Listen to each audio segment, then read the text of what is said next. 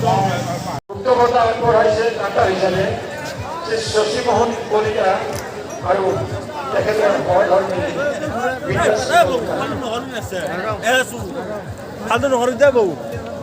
দ্বিতীয় পুৰস্কাৰ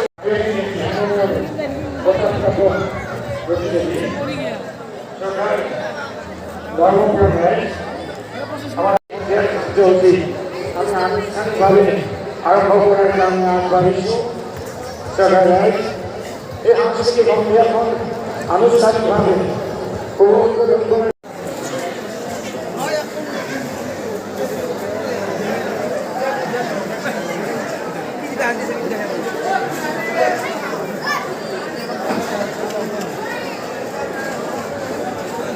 মই একেবাৰে সৰু অৱস্থাত যেতিয়া আছিলোঁ, আইতাহঁতৰ লগত যেতিয়া ৰাস চাব আহিছিলোঁ, তেতিয়াই এই বস্তুটো আছিলে আৰু তেতিয়াৰ পৰা আজিলৈকে এই বস্তুটো চলি আছে।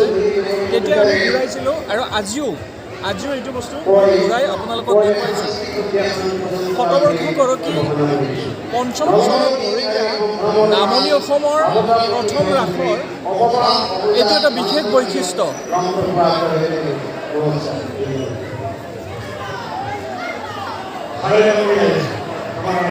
অনুৰোধ জনাইছোঁ। আমাৰ আজি পবিত্ৰ মঞ্চত এই মুহূৰ্তত সম্পূৰ্ণভাৱে জ্ঞাপন কৰিবলগীয়া বিশিষ্ট ব্যক্তিসকলৰ নাম পুনৰ ঘোষণা কৰিছোঁ। একোগৰাকী সমাজ হিতৈষী স্বৰ্গীয় লংগোদৰ শৰ্মা, বদৰাম কলিতা, স্বৰ্গীয় পূৰ্ণানন্দ ডেকা আৰু স্বৰ্গীয় মুকুন্দৰাম ডেকা, এইসকল সমাজ হিতৈষীৰ প্ৰচেষ্টাতে শততমগৰাকী পঞ্চম বছৰত ভৰিগীয়া হেলনা ৰাস মহোৎসৱ এইসকল সমাজ হিতৈষীৰ কাৰণে অনুষ্ঠিত হৈছিল, যে আজিও গৌৰৱ কঢ়িয়াই আছে নামনি অসমৰ প্ৰথম ৰাস হিচাপে।